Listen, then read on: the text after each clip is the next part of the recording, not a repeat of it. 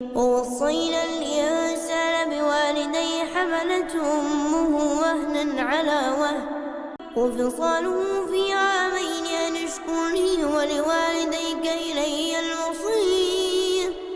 اور ہم نے انسان کو جسے اس کی ماں تکلیف پر تکلیف سہ کر پیٹ میں اٹھائے رکھتی ہے پھر اس کو دودھ پلاتی ہے اور آخر کار 2 برس میں اس کا دودھ چھڑانا ہوتا ہے، میں نے تاکید کی ہے کہ میرا بھی شکر کرتا رہے اور اپنے ماں باپ کا بھی، کہ تم کو میری ہی طرف لوٹ کر آنا ہے. وَإِن جَاهَدَاكَ عَلَىٰ تُشْرِكَ بِمَا لَيْسَ لَكَ بِهِ عِلْمٌ فَلَا تُطِعْهُمَا.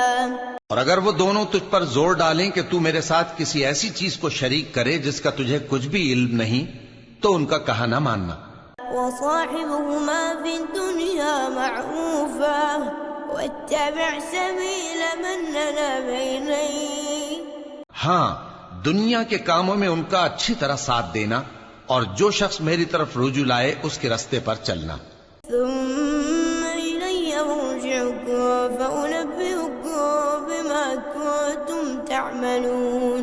پھر تم کو میری طرف لوٹ کر آنا ہے تو جو کام تم کرتے رہے ہو سب سے تم کو آگاہ کر دوں گا. يَا بُنَيَّ إِنَّهَا إِن تَكُ مِثْقَالَ حَبَّةٍ مِّنْ خَرْدَلٍ فَتَكُن فِي صَخْرَةٍ أَوْ فِي السَّمَاوَاتِ أَوْ فِي الْأَرْضِ يَأْتِ بِهَا اللَّهُ.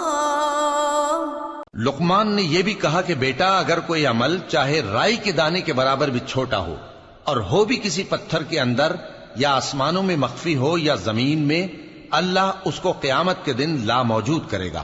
إِنَّهُ لَطِيفٌ خَبِيرٌ. کچھ شک نہیں کہ اللہ باریک بین ہے، خبردار ہے. يَا بُنَيَّ أَقِمِ الصَّلَاةَ وَأْمُرْ بِالْمَعْرُوفِ وَانْهَ عَنِ الْمُنكَرِ.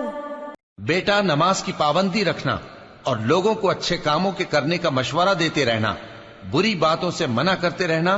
وَانْهَ عَنِ الْمُنكَرِ وَاصْبِرْ عَلَىٰ مَا أَصَابَكَ. بری باتوں سے منع کرتے رہنا اور جو مصیبت تجھ پر واقع ہو اس پر صبر کرنا. إِنَّ ذَلِكَ مِنْ عَزْمِ الْأُمُورِ. بے شک یہ بڑی ہمت کے کام ہیں.